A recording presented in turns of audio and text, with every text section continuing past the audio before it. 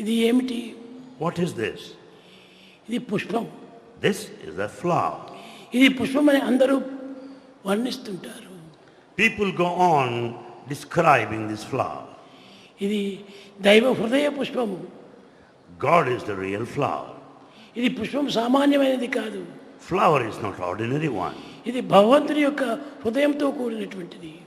This is symbolic of the heart of God. దీనికి ఎన్ని రేఖలు ఉంటున్నవి. It has got so many petals. ఈ రేఖలన్నీ తీసివేస్తే పుష్పం ఎక్కడుంది?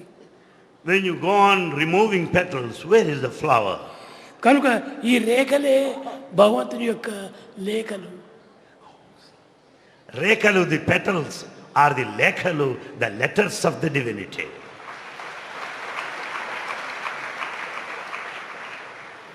ఎవరి ప్రేమలోని లేఖ ఒక్కటి తప్పిపోయిందా వాడు ప్రేమ స్వరూపుడే కాదు.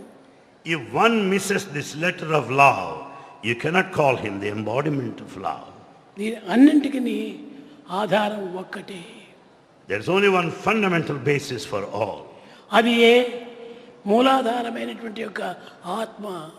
That is the primordial principle of the self or Atma. ఆత్మనే ప్రేమ అని పిలుస్తూ వచ్చారు.